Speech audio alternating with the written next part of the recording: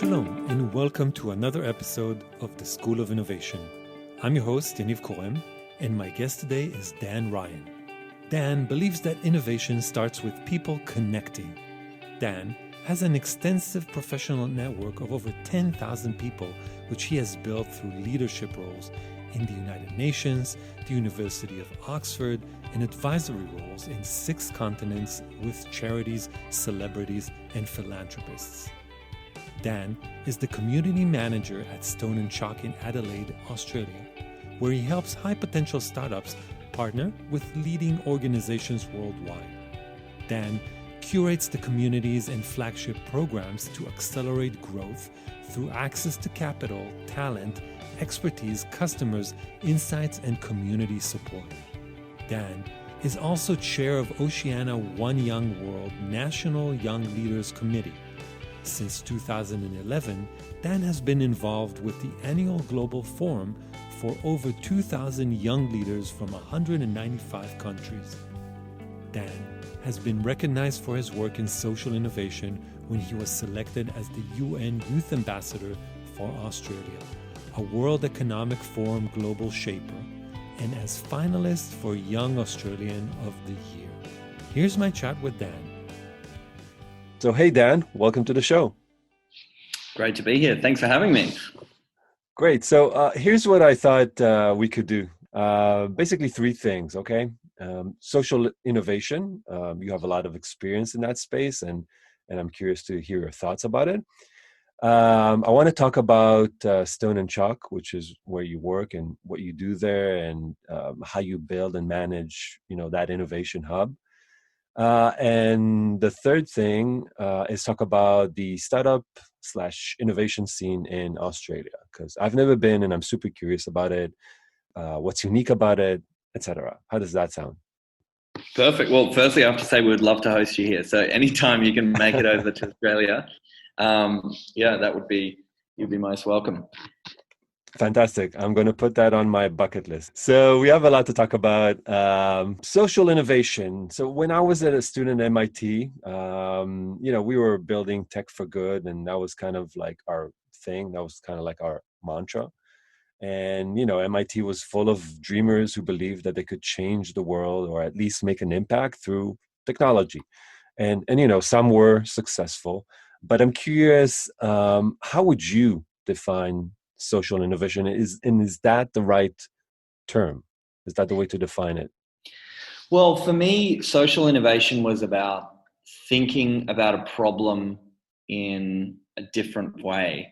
And I think my journey in social innovation started after I'd already been working for several years in a marketing role, volunteered overseas in Cambodia and seen some harsh truths about the world, come back to Australia after a few months to work in foreign aid and put a lot of energy into these volunteer networks of young people trying to tackle some problems, and just got fascinated with the whole realm of social innovation. In Adelaide, in South Australia, where I am, we have something of a reputation for being innovative in this area. We're home to the Australian Centre for Social Innovation, and it looks at ways to hack solutions for age-old problems like family breakdown, for example, which has nothing to do with technology. The minds that came up with a program called Family by Family was like, hey, let's get a group of families that are still together that previously had all of these indicators that meant they were likely to break up, and their kids to go into the different welfare systems. And let's pay them to mentor through this program families who are just starting to demonstrate all of these indicators. That means they might be on the verge of breakdown. And Families by Families was an award-winning socially innovative program. And the technology there is as complicated as a cup of tea and a biscuit, So that to me was really interesting, because you've got these people with great minds who have all the technology at their disposal, and sometimes it doesn't require that. I was actually fortunate enough to be selected as the Youth Ambassador to the UN for Australia, and the first from Adelaide, actually. And in that role, I brought a strong desire to showcase social innovation that young people are involved in. And so the Australian Centre for Social Innovation partnered with me. They basically built or rebadged an amazing website, and it allowed young people to put in a problem, the solution that they were part of, their postcode, and then it created a little dot over their postcode on a map of Australia. And the page that was generated was likable, shareable, and you could discuss what that solution was. And so I met with, over 6,000 young people in every state and territory over that year before going to the UN. And the theme was around social innovation, what young people can do to be part of the solution and what they're already doing. And often it involves innovative technology, and sometimes it's about good old-fashioned face-to-face connection. So, but I guess the consistent theme is that approach to, design thinking outside of the square and looking at new, fresh ways to tackle problems. You mentor quite a bit of startups, right? Yeah. So I, in my role at Stone and Chalk, coordinate a mentor program. We tend to work just with late stage startups and scale ups, and bar that we have for who becomes a mentor is extremely high. So typically they're already referred to us by another startup as providing a lot of value, and they're quite senior in their career. I've lost all my hair, but I'm only 32 next Monday. So I'm not nearly at the position that our mentors are at in terms of expertise. And my role tends to be more focused on facilitating programs and connecting them to the right people that they need to connect with. So that's interesting. So when I mentor startups, or at least from my mentoring experience, it seems like they're jumping into, and even in social innovation, it seems like they're jumping straight into the tech, or too quickly into the tech. Like there's obviously a tech solution for that problem. Did you have a similar experience? It depends on what the market is for the solution. Like if you're working in a tech savvy market, as in perhaps your solution is for, say, millennials or young people generally, it'll make sense to have a tech focused toolkit, because generally they're savvy and they're in that world. And you kind of meet them where they are, depending on what it is. And it's hard to talk generally about these things, but definitely with some of the programs you see around, say, more remote communities, perhaps where there's less digital literacy and less familiarity with technology, like bringing in iPads to those contexts and showing an app when they only use these devices, fairly rarely. You can get to a point still in this world where the technology distracts from the actual outcome you're trying to achieve. And that's worth being aware of, definitely. Yeah, there's a certain sensitivity that I think you need to have as an entrepreneur to know, where the technology ends and the person starts, or, maybe vice versa. Look, humans are complex beasts. Innovation is incredibly complex. It's one thing that I realize day in, day out at Stone and Chalk. It's just, there's not even really a recipe. You're right. So why do you think social innovation, is so prevalent in Australia, and in, like, why there? Is it like because of the people, because of the environment, is the distance from other countries, or what made it more socially responsible, I guess? Well, I like that you're starting on that premise. Very complimentary. And I'm not sure if the numbers back it, but I'm happy to start there. I think, like, culturally, we have this concept of a fair go, fighting for the underdog. We've probably got a right-leaning government, but with the left have won most of the battles and the big stuff here with, healthcare for all and those kinds of things. And it's generally our starting point is that everyone should have a fair shot at a good life. And that sense of egalitarianism underpins a lot of our identity. And then the other thing is we've been able to dig out a whole lot of stuff from the ground and sell it at a profit. for Hmm. years and years and years, and we made a bunch of money. So we're just a ridiculously wealthy country when you compare to what we're doing for it. In my humble opinion, I think we've just had a lucky run of things. So Right. our standard of living is extraordinarily high. Whilst I've had exposure to and seen some of the inequality, and we've got a long way to go on a whole range of criteria, compared to a lot of other countries that I've lived in around the world, it's, we start from a pretty unique place. So for that reason, I think people are looking for what they can do to improve things.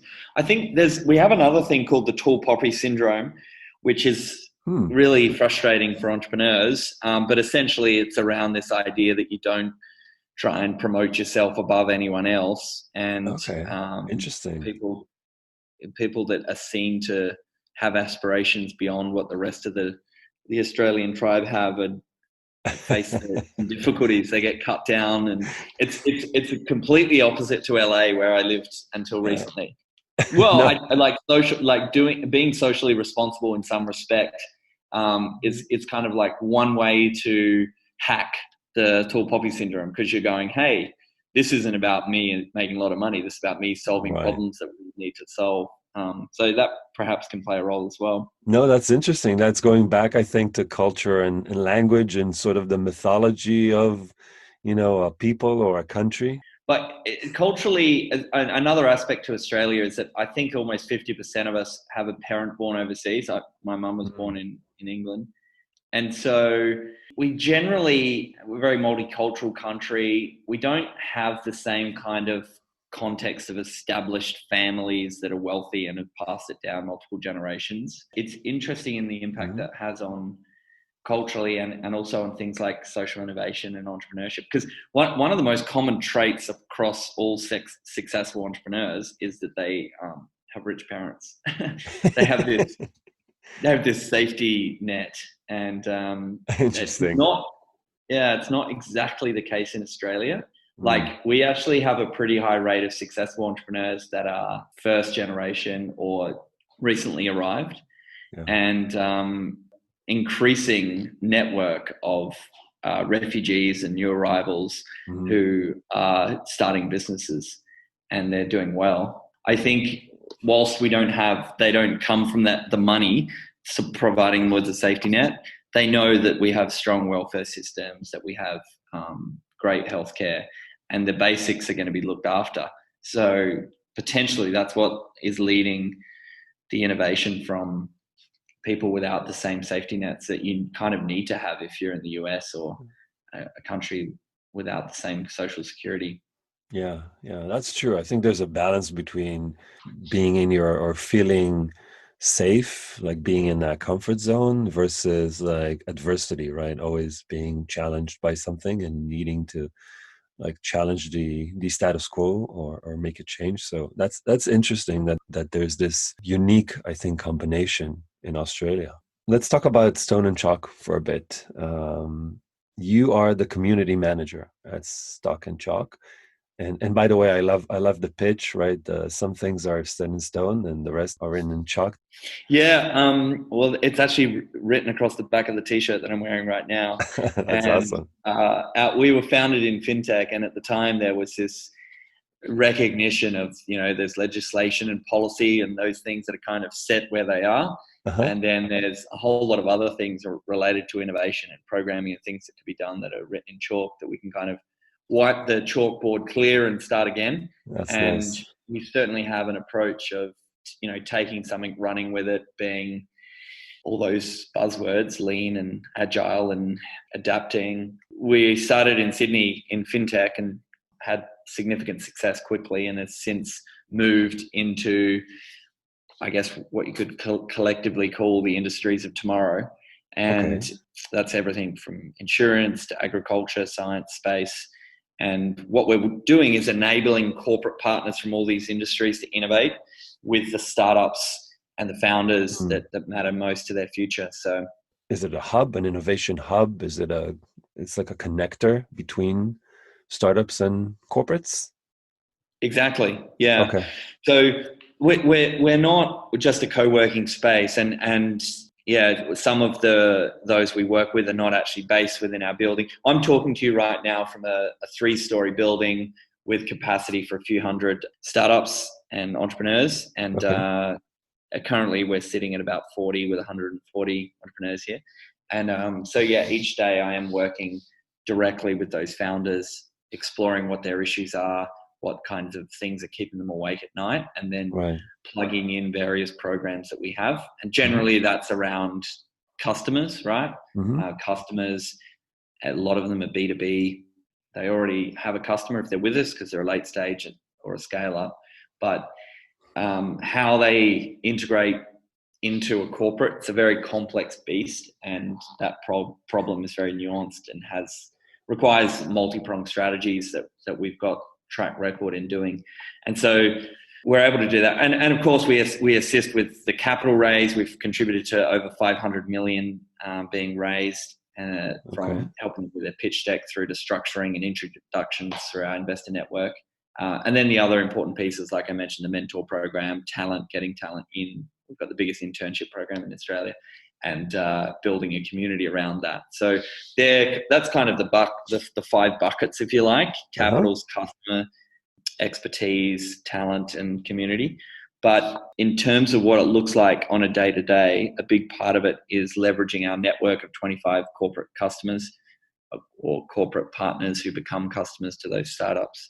And they do that through office hours programs where they're sitting here physically within the hub and they're consulting one-on-one, through our event schedule and program, sometimes through challenge style events. There's a whole raft of ways we incorporate them.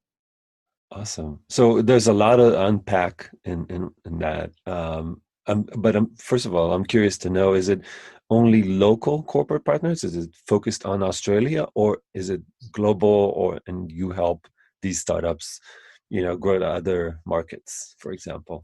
Yeah. So for example, a multinational bank, yesterday I introduced to one of our startup founders. He's recently had a lot of traction within Canada. So this introduction potentially is valuable because he's able to help connect directly into the decision makers, and they are likely to become a customer from that. So cool. It's typically our startups are looking for international expansion, definitely national. We're like a little more geographically isolated, and it's not easy to kind of uproot and move into a bigger market. Like our neighboring markets, like Asia, are quite different in how they look and feel. And then the more closely aligned markets, say Europe and the US, are quite far away. And our average entrepreneur is, they're not a high school kid in a garage. They're, early 40s, grey or no haired person who's worked hard and had a few stabs at it before, probably like you, have some kids and some reasons to stay put. So the problems are a little bit more complex when it comes to reaching into those markets. With a SaaS-based offering that's scalable, it can work better, and as a result, a lot of the stone and chalk startups are in that kind of area. They can sell remotely and they can scale quickly because it's all on the cloud. Right. But let's go back to you. Let's go back to talking about you as a community manager. And what I'm interested in is the relationship between community and innovation. So what part do you think community plays in that? And in what you're doing, for example, at Stone and Chalk? It's a really interesting question, because community is one of those words that everybody hears something different when they hear it. And I think it depends on what their experience has been. For example, I grew up in a tight-knit community where hundreds of people knew everything about my life, more or less, and I knew everything about theirs. Big family, extended family, etc. Whereas that's quite different to a lot of Australians. And for them, sometimes community can just be about geographical location, and they're not necessarily, connecting on a deep level. And generally across Western civilization, we have this huge problem with loneliness, another subject, but still, when it comes to how you build community with startups, especially when a lot of them are technology, one of the biggest challenges I'm facing is they're all introverted people, and That's they true. don't want to talk to each other. Like Right. there's a line at the coffee machine of 10 people and they're all on their phones. Some of them have headphones on and they're just waiting till their shot at the coffee shop. That's And true. I'm looking at them and going, hey, you guys are both in machine learning and you're both working through a problem that has some similarities. Like, you should be chatting about it. I mean, to be honest, it has got as simple as me being at the coffee machine going, hey, meet each other. What do you guys think? And then suddenly Yeah. it's off. And once the connections happen, they're seeing alignment. So obviously there's a mix of personalities, and I'm not the only like crazy extrovert here, but a lot of what is being required to get the ball rolling here because we're relatively new in Adelaide, is providing ways for those introductions to happen and ensuring there's a sense of a shared common purpose, multiple reasons for people to connect. And that's everything from like, running regular town halls where we're showcasing what people are doing, what their wins are, getting to ring a bell, explain their value proposition, through to things like table tennis tournaments and everything in between. So Yeah, no, I found that interesting because I think that happens and I'm seeing that more and more in corporates, right? And with clients that I work with, where their corporate environment is kind of like that. Like, people don't want to talk to each other anymore. And I feel more and more that, when I come in and kind of try to help them to build their skills and capabilities and innovation, it's like helping them reconnect, with themselves. So what I'm interested to know is, if you were going into, into a corporate gig with a corporate client, and you had to build a community there as part of an innovation project, how would you do that? one of the things I would be asking is if they've done it before Hmm. and what happened. And most organizations, most corporates have spent a lot of money on an innovation journey. Have you got any stories where an innovation program, community building focus has actually led to implementation right through to the procurement manager and every level of Right. business that's required to see something happen? Because often what happens is you can have all of this great intention, create a buzz, and implement all of these little programs that mean people are connecting and getting excited. But once that startup gets past that and wins the challenge and they're integrated into the organization, they then get hit with a 100-page legal document that you would give to Cisco or some other big player. Yes, And absolutely. Yeah. they're speaking to an engineer who's thinking, hey, I'm the best engineer here and I know what I'm doing. Who are you to kind of tell me how to do things differently? Right. And there's not necessarily that cultural piece to see it right through. In fact, there almost never is. You kind of need to rely on a whole lot of people who are in leadership roles within the organization to continue championing it right through till it's actually integrated and implemented. You said stories. You said stories and you said culture, and I think that's very interesting. Stories as a shared narrative, and when you said culture, I was thinking, is culture and community the same, or is it like one part of the other? Like, what do you think? Like I know I spoke to one person who heads up innovation at Deloitte. He was saying he goes around the world and he goes into a startup hub or similar and asks one startup what another startup does. And if they can't answer, he Hmm. says, well, there's not really a community here. And that's fair enough gauge. Interesting. I like that idea. And it immediately sent shivers of fear down my spine as I worked out not everyone in my community knows what each other does yet. And I've still got to solve for that, I think. Yeah, there's Yeah. probably an element around it, which is just like you name the face, the value proposition, like who you are. There's another really important element which comes into the pitch process when we first see a startup who's pitching to be here. And we've had several hundred pitch to get in, is that embracing of the pay it forward concept. And so Okay.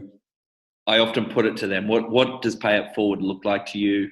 Hmm. What can you do? What can you offer? Like how do you embody this idea and what will it look like when you're here in the building with us? That's fair enough, I guess. Yeah, it's so sort of creating this sense of accountability, I guess, right? Like, you're part of a bigger thing, if you will. Yeah. I mean, the best communities are cults. Yeah. because Yeah. because they have this like very clear objective of wherever they're going, and the reward's like pretty decent. It's usually paradise or similar, and there's someone charismatic telling them what to do and how to Right. think, and they all pitch in together. So Yeah. There's a very um, strong shared narrative. Yeah. Yeah. I agree. yeah. So how you kind of tread that fine line between a startup hub and a cult?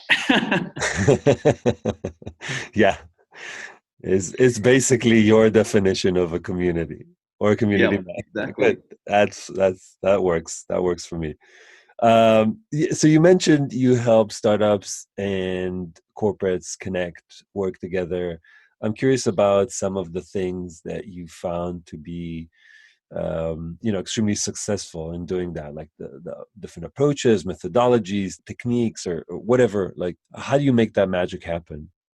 Well, organizations are realizing that if they're wanting to build internal capability, the culture, the kind of ability to accelerate problem solving in the new world of competition, it's not the people that do everything best that are succeeding when it comes to corporates. It's people who are outside in innovation. They're realizing that they need to be the partner of choice for the best startups, founders, technology partners, the solution providers out there.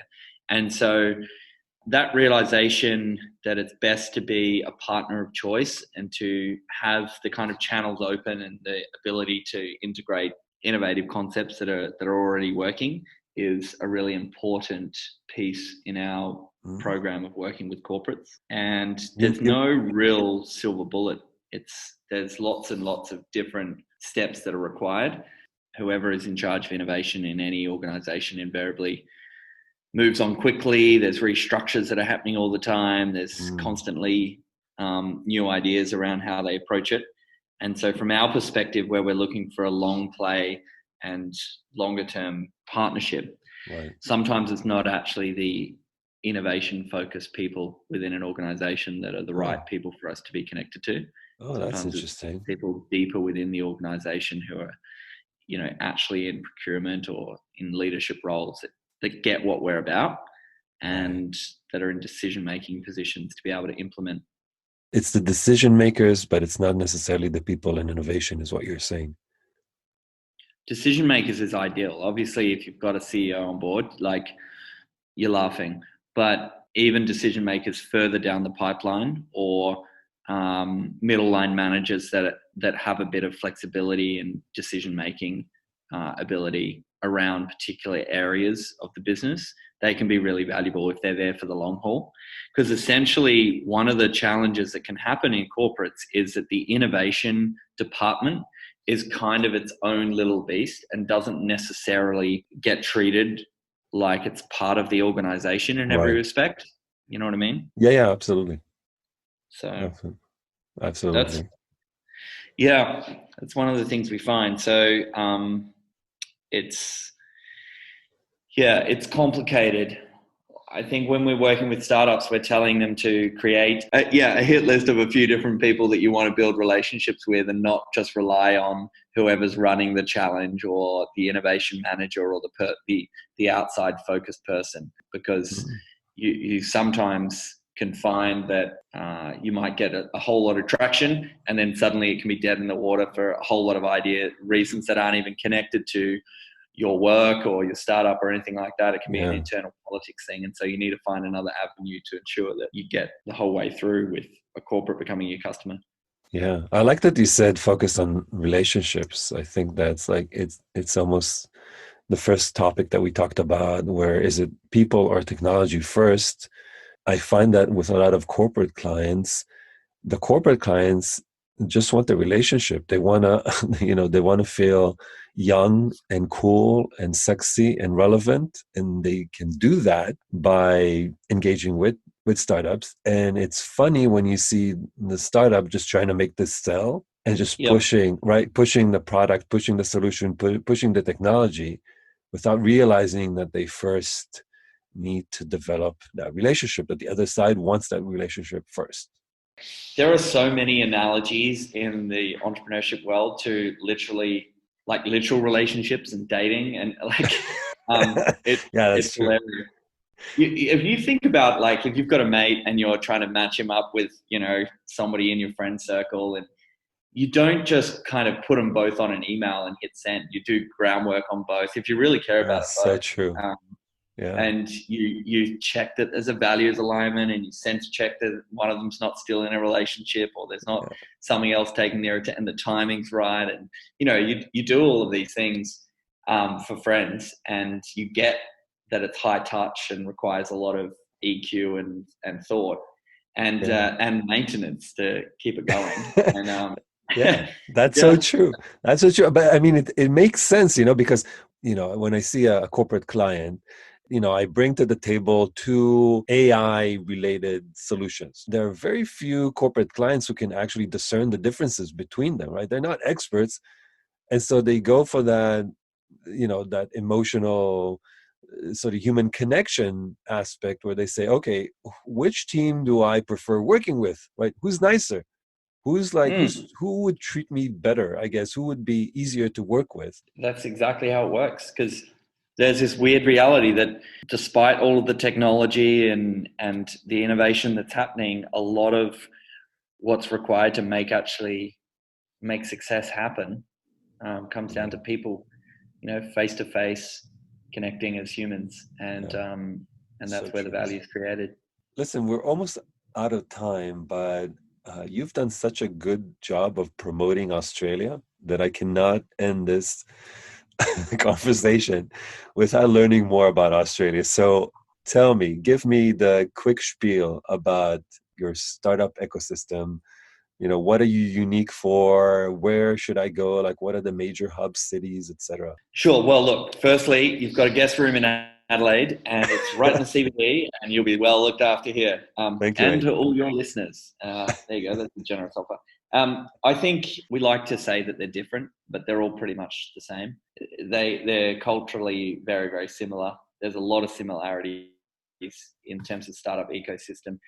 Obviously, they vary according to size. Adelaide is the place where you can be here within 2 or 3 days, have introductions to basically everyone relevant in your area, because we're very open and welcoming of people who aren't from here in terms of connecting them and working out whether there's value we can get. And we're a small city without any traffic, and it's easy to make that happen. And there's a lot of goodwill from the top as well, from our premier, and a lot of focus on entrepreneurship, redefining the identity of the state, and it being really important to our long-term and short-term future. So that creates a little bit more of a urgency around what we're doing in the ecosystem, and there's a bit more attention even from people that aren't entrepreneurs or directly connected to it, because everyone kind of understands, right, this is important to us. Yeah. It's a big focus.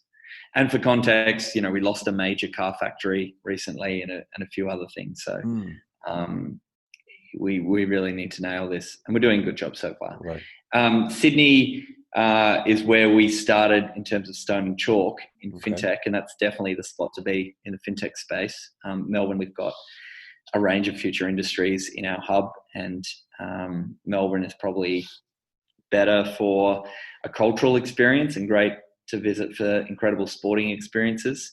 But one thing that people often forget is Australia is like huge.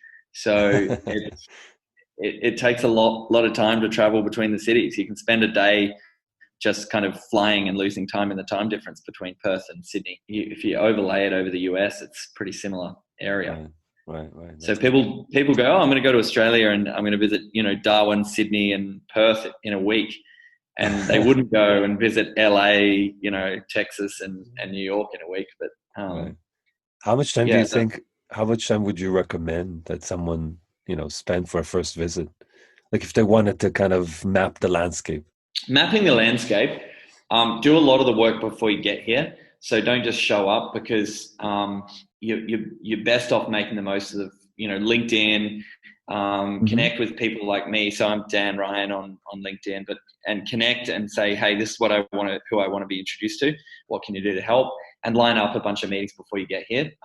And try and do it around one of our, either South Start or at Pause Festival, one of our big startup festivals or conferences, it's common that we will welcome international visitors for speaking roles or similar. So, you can find a way to go one-to-many, and that's a good way to do it, is to line it up around some other things that are going on. Geographically, we make sense as a gateway to Asia, but in some industries, we culturally and in other ways, we're not aligned and we don't have the pathways to market. So yeah, you've got to be careful about assumptions as to what that benefit is. But long term, I think that's definitely going to be one of our key points of difference globally in terms of attracting great talent.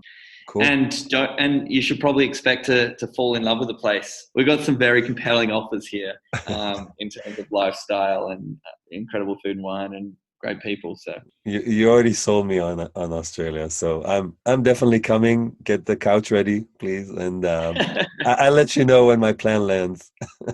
Exactly. Yeah. Well, being Adelaide, it's only 15 minutes away from the airport, so I'll be able to pick you up by the time you get back. Perfect. So very quickly, how can people learn more about Stone and Chalk and about you? And if they wanted to connect with you, what would be the best way? Cool. Stone and Chalk, our website, stoneandchalk.com.au. That's the best place to head. We're also on all the socials like LinkedIn, Instagram, and Facebook. I'm on all of those as well. I think I just maxed out my Facebook friend list. But I generally don't accept people I haven't met anyway. But I definitely haven't maxed out LinkedIn, so grab me on there. I think you can search for Daniel Joshua Ryan or Dan Ryan to find me there. And Twitter, I'm Dan Man Ryan. And I look forward to selling the dream of what entrepreneurship looks like in Australia and SA. Cool. Fantastic, Dan. Thank you so much. It's been such a great pleasure having you on the show today. Thank you for inviting me on. Chat again soon. I hope you enjoyed this episode with Dan Ryan. If you don't want to miss the next episode, just search for the School of Innovation on your favorite podcast platform and subscribe. Also, don't be shy and leave a review. Reviews make it easier for awesome people like yourself to find this podcast. Thank you for listening, and I'll see you next week.